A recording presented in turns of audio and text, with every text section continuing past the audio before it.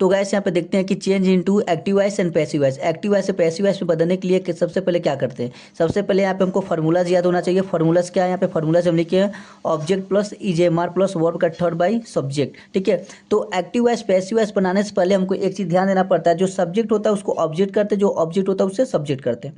तो सबसे पहले क्या है मेरा active voice, he writes a letter. ठीक है, तो यहाँ पे ऑब्जेक्ट क्या हमारा ए लेटर ऑब्जेक्ट है, तो यहाँ पे क्या लिखेंगे हम ए लेटर लिखेंगे। ठीक है, यहाँ पे क्या लिखेंगे ए लेटर हो गया।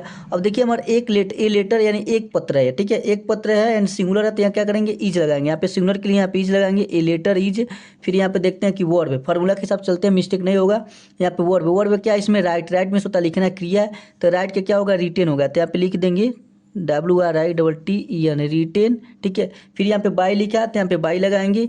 ठीक है, बाई लगाएंगे। फिर यहाँ पे ही, यहाँ सब्जेक्ट क्या ही है, तो ही का क्या होता है पोसेसिव हिम होता है, तो यहाँ पे हिम लिख देंगे। ये क्या हो जाएगा हमारा आंसर हो जाएगा।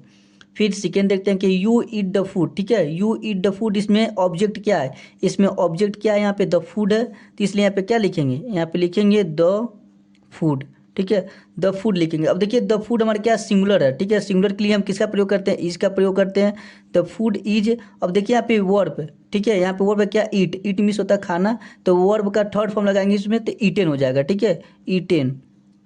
यहाँ पे क्या होगा द फूड इज ईटेन, यहाँ पे बाई लगा देंगे बाई। और यू हमारा सेकेंड पर्सन है, तो यू में हमारा नो चेंज है। ठीक है, यू हमारा सेकेंड पर्सन में नो चेंज होता है, ये हमारा आंसर हो जाएगा। फिर नेक्स्ट देखते हैं कि दे बाई द बुक। ठीक है, तो यहाँ पे क्या लिखेंगे, यहाँ पे ऑब्जेक्ट क्या है द बुक, तो यहाँ पे क्या लिखेंगे द बुक्स, यहाँ पे लिखेंगे द बुक्स। अब देखिए यहाँ पे द बुक्स यहाँ पे लिखा है, तो द बुक्स हमारा प्लूरल है। ठीक है, यहाँ पे यस है, यस लिखा है प्लूरल है, तो प्लूरल के लिए किसका प्रयोग करेंगे आर का प्रयोग करेंगे, द बुक्स आर।